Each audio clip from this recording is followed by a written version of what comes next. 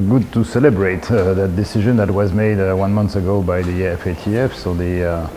financial operators that looks at the money laundering all across the world. So this is a recognition for Mauritius of the good job that has been done over the last 18 months.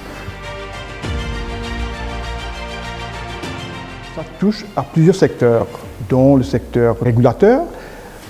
tout comme les secteurs non financiers, par exemple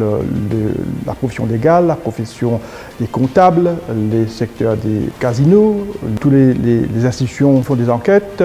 ce qu'on appelle les Law Enforcement Agencies. Il y a aussi le Register of Companies, le Register of Associations, donc ça couvre beaucoup de secteurs et pour pouvoir coordonner, n'est-ce pas, ce travail, il fallait mettre sur pied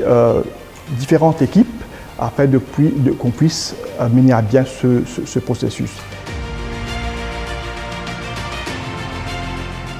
After all these efforts, certainly we have been able to achieve the desired outcome, that is to complete our action plan well before our timeline that was given to us and specified to us. This has also meant that more confidence is now given back to the country as a financial center, very importantly, to our banking sector, because having been on the list, that was causing some disruptions in banking activities, so it was very important for us to address this so that we get back to our normal course of doing business and ensure that Mauritius remains a viable, trusted and a premier jurisdiction for doing business.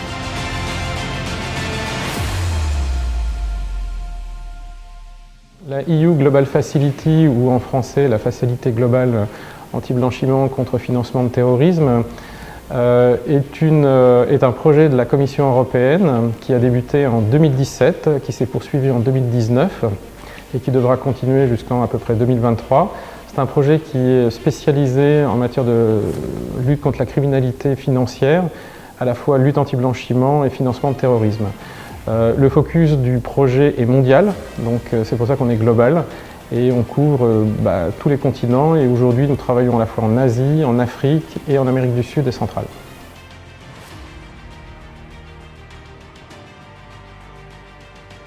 Exiting the list itself is not an end in itself. It's an indication, it's a signal that the country and its institutions have to start developing plans and strategies to continue strengthening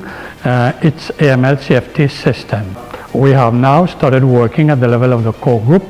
to develop new strategies and plan of action in respect of very specific sectors that would strengthen further and sustain the effectiveness of the system in the medium to longer term.